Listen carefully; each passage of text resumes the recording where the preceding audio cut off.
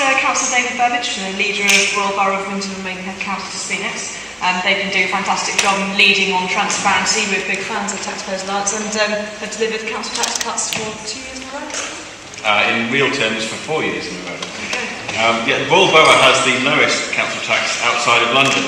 In 2007, when my administration came to office, we inherited a tax story from Liberal Democrats who had raised council tax by 24.3% over 4 years, and they hadn't introduced any new services or markedly improved the existing ones. So we were elected in 2007 with a commitment to aim to keep council tax at or below the rate of inflation without cutting services. Boy, did we deliver. In 2008, we cut council tax in real terms by 2% under inflation, 2009 by 3% under inflation. In 2010, we had the biggest council tax cut in UK history, cutting it by 4%, so the minus 4% rate change, which was 2% under the then negative inflation. And this year, assisted by the 2.5%, which we're very pleased to have again, we cut council tax by a further 0.5%. Most people froze. We actually went that bit further. One of a handful of authorities cut by 0.5%, which again was 5% under September RPI. So how have we done this? The first and primary prerequisite for this is exactly as Bob intimated. It's a political will to do so. If the leader in the cabinet are not instructing and telling Sir Humphrey where he's got to be cutting his budgets, nothing much will change. I think Bob is finding the same thing in Whitehall, that there's an expectation that budgets will roll forward, and unless council leaders, their finance lead members and cabinet members really pressure down on budgets, nothing much will change. Even now, we get back from our officers can't when we ask for difficult things to be done. And we respond, well, can't is not a very can-do attitude. So in practical terms, there is a number of things that we do to make savings. They're numerous, they're not a single magic wand.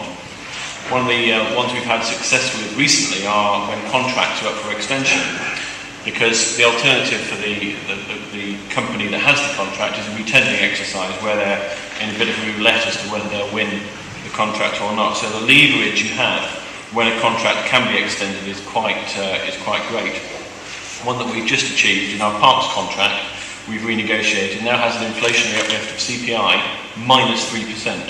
So every year for the next 4 years, our costs of parks are actually going down by 3%. And that contract has been benchmarked as being a reasonable cost today. So in the next 4 years, we'll be paying about 12.5% cumulatively less on our parks expenditure. So minus 3, minus 3, minus 3, minus 3. It sounds like a Hammersmith and Fulham tax result, but we'll be getting a good result in our parks. And they've thrown in some goodies like a new fountain for us in Windsor. So the point is not that it's just a good deal. The point is, it's not a great deal. It's not only a great deal for residents, but it's elected members who have been telling their officers to go back and get more savings. We did the same thing on our refuse contract. My lead member, Phil Bicknell, was very much involved in that. And we kept going back for more savings, going to the officers. Please get a bit more, please get a bit more. No, we're not accepting that, until they were pleading with us, saying, look, this is a good deal. We don't want to go any further. So we asked them to go back and do a little bit more. And eventually we settled, and we got a great result for residents as a result. So what else do? We do transparency. Bob intimated that you put stuff online, officers think twice before they put the expenditure up there that maybe they don't have to do. We've put in lean systems thinking, which is a widely used practice in the private sector to make sure you are as efficient as possible, your business processes are top-notch. We still review every request for recruitment, 4.5 years after we began to do it, and we discover that the world doesn't stop when you turn down a request for an admin assistant or a project coordinator, or dare I say an equality and diversity officer. Somehow we keep collecting the bins and fixing the roads. Life goes on. We've sought to share posts where we can.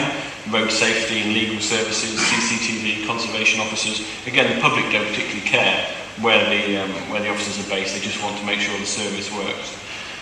We were the only Conservative council that was a vanguard for the big society last year. Doesn't mean, as we were often accused, of swapping paid professionals for volunteers. It does mean that where management are looking to achieve something and nice to have, we ask them, can volunteers fix that position? Can they help you achieve your goal?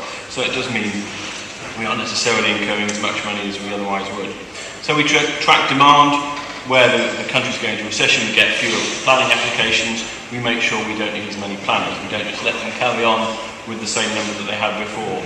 But then again, on the flip side, we might get more benefits claimants. We obviously want to keep our services up, so we might have to hire, on a temporary basis, some more benefits staff. So always remembering how much money we've got, whose money it is our watchword. Keeping taxes down is a hard task. It's not easy, but it's worth it. And how do I know this? Because in May this year, after 4 years of cutting taxes, Windsor and Maidenhead Conservatives gained 15 seats from Liberal Democrats. Yeah.